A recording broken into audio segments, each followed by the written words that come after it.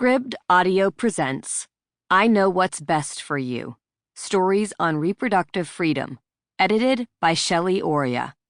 Read for you by Hayden Bishop and Janina Edwards. Forward by Shelly Oria. Books are soulful beings that come into our fast world slowly. While they're being written, revised, edited, copy-edited, and published, the world around them shapeshifts. When I began to curate this book at the end of 2019, I would often calm myself down by watching videos of Ruth Bader Ginsburg performing TRX push-ups. "She's well," the videos would whisper to me. "She's strong. Breathe."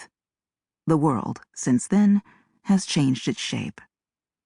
A few months earlier, on a sunny Saturday, I met Carol Davis for lunch in Manhattan's West Village.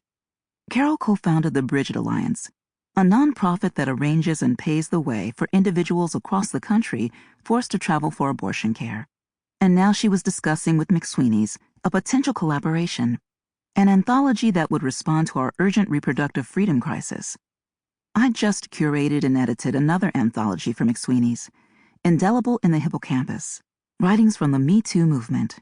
And Amanda Ule, McSweeney's publisher, asked if I'd take on this new project, a book she hoped would be similar in format and spirit. I arrived at that lunch thinking I was versed in the topic of reproductive freedom, that I understood our crisis and its circumstances. But as I listened to Carol, I realized the situation was far more dire than I knew. According to the Center for Reproductive Rights, if Roe v. Wade were overturned, 24 states could immediately prohibit abortion. When you consider that laws restricting abortion are being enacted at an alarming rate, 46 laws in 18 states in the first 9 months of 2019 alone, the terror intensifies. And have you heard of fake clinics?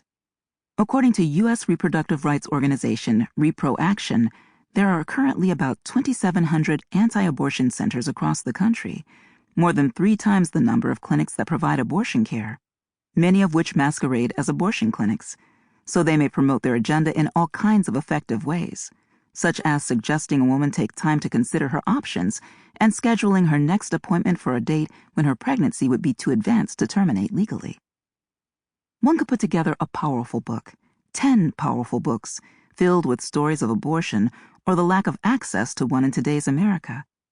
But I felt drawn to a broader approach and invited writers and artists to respond to any aspect of reproductive freedom with which they connected: miscarriages, fertility, contraception, surrogacy, child freeness, and Sample complete. Ready to continue?